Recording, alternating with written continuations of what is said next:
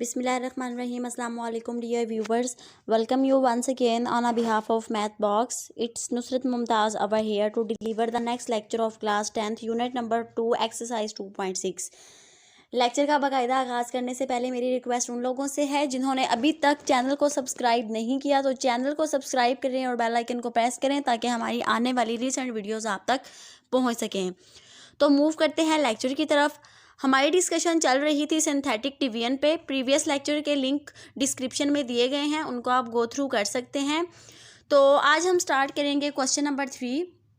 Question number 3 की statement पढ़ लेते हैं। Use synthetic division to find values of L and M. Synthetic division को यूज़ करते हुए आपने एल और एम की वैल्यूज़ फाइंड आउट करनी है। मैं डेफिनेशन को रिपीट करती जाऊँ। सिंथेटिक डिवीजन आपके पास एक ऐसा प्रोसेस होता है जिसमें आप कोशेंट और रिमाइंडर फाइंड आउट करते हैं। कब? जब आप किसी भी पोलिनोमियल को किसी लीनियर पोलिनोमियल से डिवाइड करवाते हैं। और दूसरे लफ्ज़ों में आप ये भी कह सकते हैं कि ये लॉन्ग डिवीजन का एक शॉर्टकट होता है जिससे आप रिमाइंडर और कोशेंट फाइंड आउट करते हैं। तो क्वेश्चन आपको दिया गया है कि आपने सिंथेटिक डिवीजन को यूज़ करते हुए एल और एम की वैल्यूज़ फाइंड आउट करनी है। If x+3 and x-2 are factors of polynomial x³ - 4x² + 2lx + m। x+3 और x-2 दोनों इस पोलिनोमियल के फैक्टर्स हैं। अब एक बात अपने माइंड में रखें कि जब भी कोई नंबर किसी दूसरे नंबर का या कोई भी नंबर कोई भी पोलिनोमियल किसी दूसरे पोलिनोमियल का फैक्टर होता है तो वो हमेशा रिमाइंडर क्या देता है? 0। दूसरे लफ्ज़ों में आप ये भी कह सकते हैं कि वो पोलिनोमियल जो फैक्टर है किसी दूसरे पोलिनोमियल का उसमें जो कांस्टेंट इन्वॉल्व हो रहा होता है, जिस तरह प्रीवियस लेक्चर में हम ये कहते थे, हम उसको x - a की फॉर्म में लिखते थे तो हम कहते थे a जो है वो 0 होगा उस पोलिनोमियल का, तो फिर रिमाइंडर क्या देगा? 0। अब यहाँ पे आपको बता दिया गया है कि x+3 और x-2 इस पोलिनोमियल के फैक्टर्स हैं। अगर फैक्टर्स हैं तो रिमाइंडर क्या देंगे? 0। तो हम इस पोलिनोमियल को p ऑफ x का नाम दे देते हैं। अब x+3 और x-2 फैक्टर्स हैं इस p ऑफ x के, तो अगर x+2 और x-3 इसके फैक्टर्स हैं तो फिर आपके पास ये जो x+3 है इसको हम इस तरह से लिख सकते हैं x - 3। तो इसका मतलब है कि इस पोलिनोमियल का -3 जो है वो 0 है। इसी तरह x - 2 जो है उसको हम लिख सकते हैं x - 2।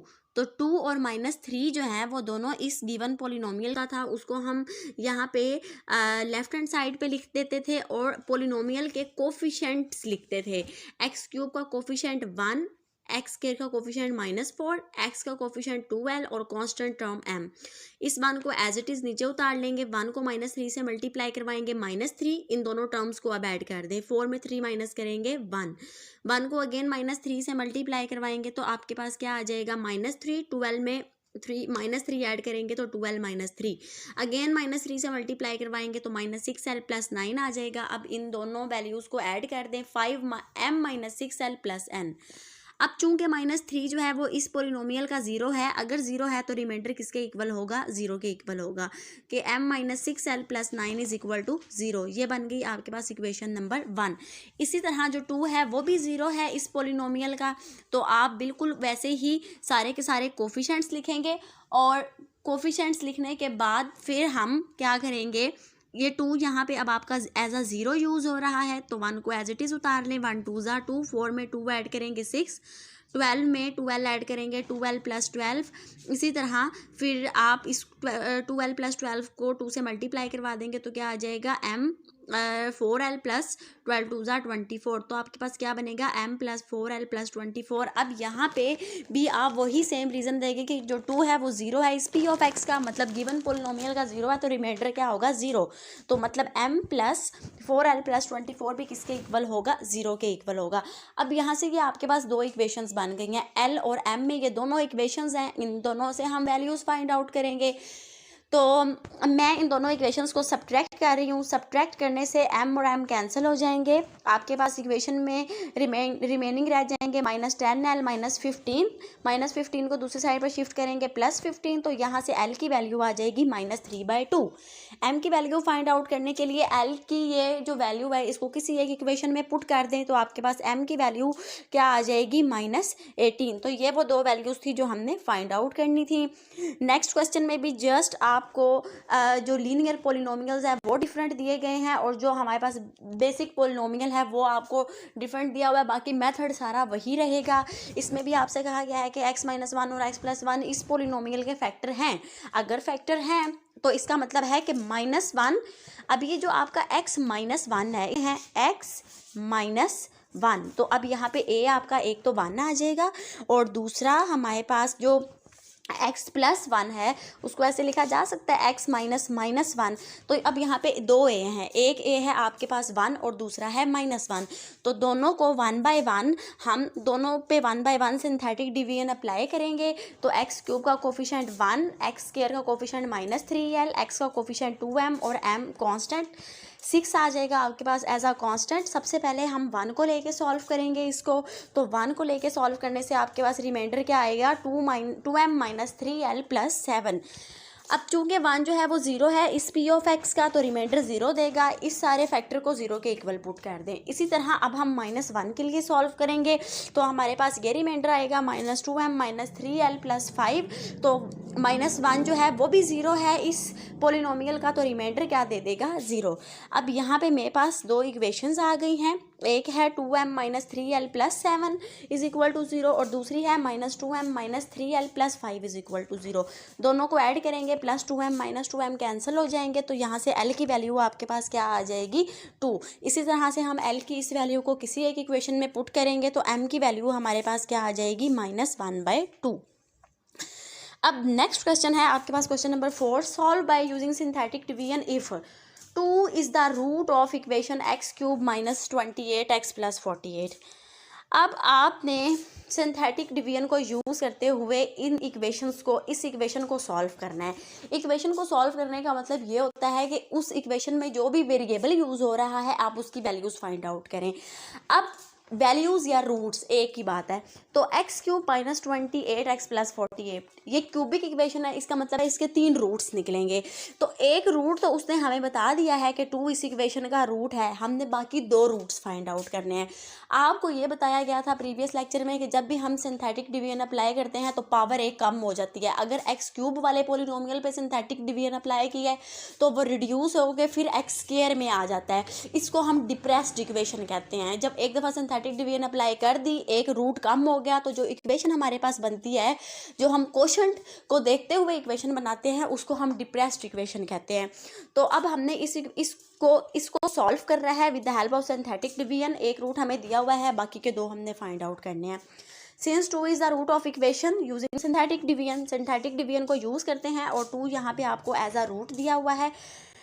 First value as it is, 2 1 ज़ा 2, 2 में 0 ऐड किया 2, 2 2 ज़ा 4, 28 में से 4 माइनस करेंगे -24। और यहाँ से अब देखें ये जो रिमाइंडर 0 आया है ये इस बात का प्रूव है कि जो 2 है वो इस इक्वेशन का रूट है।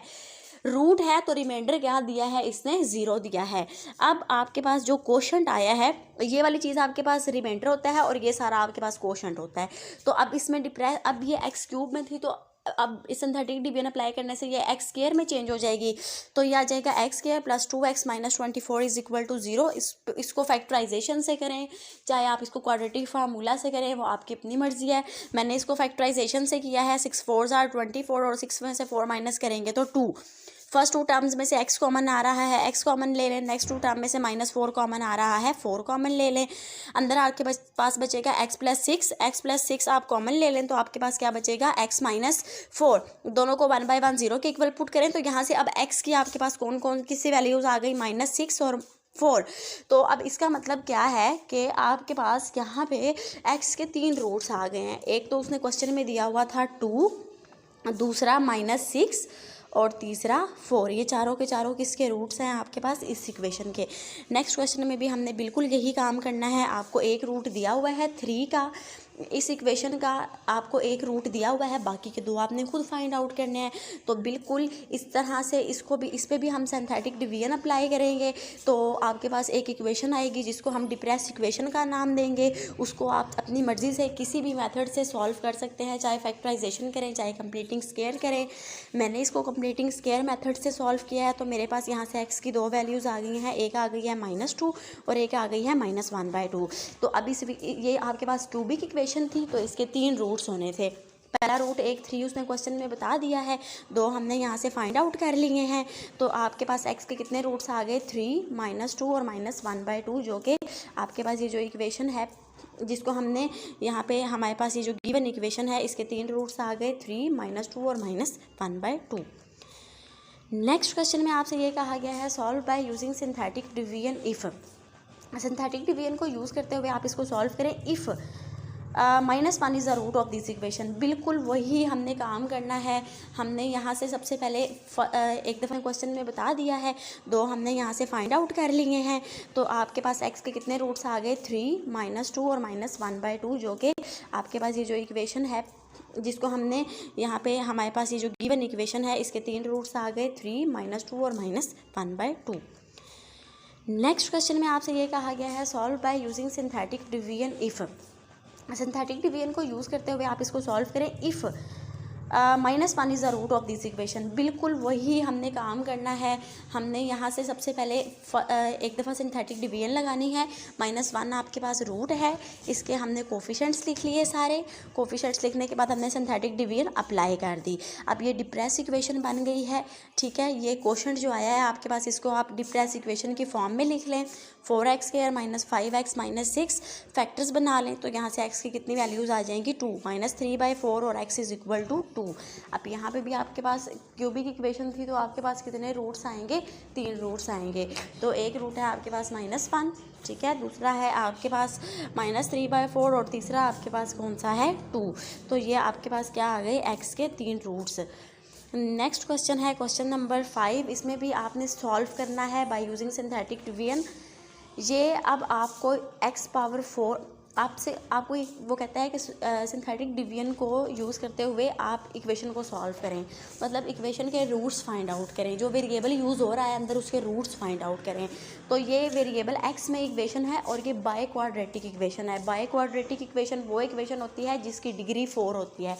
हमने लीनियर इक्वेशन पढ़ी, ऐसी इक्वेशन जिसकी डिग्री 1 हो वो लीनियर होती है, ऐसी इक्वेशन जिसकी डिग्री 2 हो वो क्वाड्रेटिक इक्वेशन होती है, ऐसी इक्वेशन जिसकी डिग्री 3 हो वो क्यूबिक होती है, और ऐसी इक्वेशन जिसकी डिग्री 4 हो वो बाय क्वाड्रेटिक होती है। अब इसकी डिग्री 4 है तो इसका मतलब है इसके रूट्स भी कितने निकलेंगे, 4। 2 रूट्स उसने हमें दे दिए हैं 1 और 3, रिमेनिंग 2 हमने फाइंड आउट करने हैं। वो हम किस तरह से करेंगे, बाय यूजिंग सिंथेटिक डिवीजन।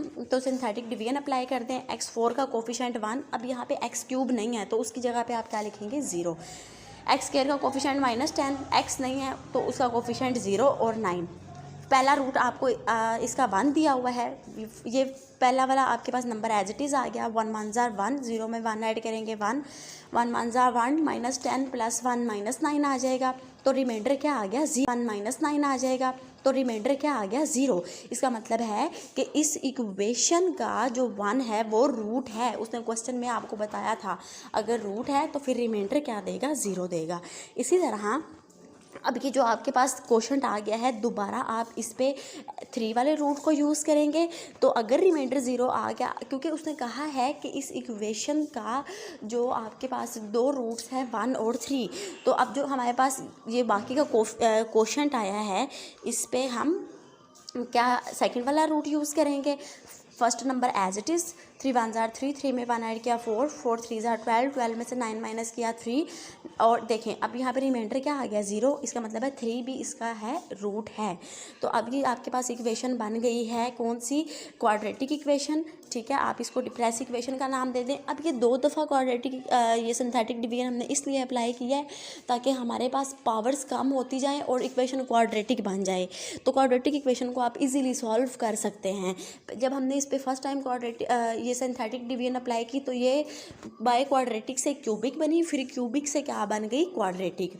तो अब आप इस पे क्या लगा दें, इसको फैक्टराइजेशन से सॉल्व कर लें या फिर इसको बाय क्वाड्रेटिक फार्मूला सॉल्व कर लें। तो यहाँ से आपके पास एक्स के 2 रूट्स आ जाएंगे। कौन से? एक तो -3 और एक -1।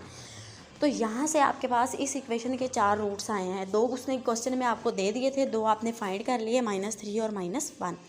नेक्स्ट क्वेश्चन में भी आपने बिल्कुल वही काम करना है सारा। आपको 2 रूट्स दिए हुए हैं इस इक्वेशन के, 3 और -4।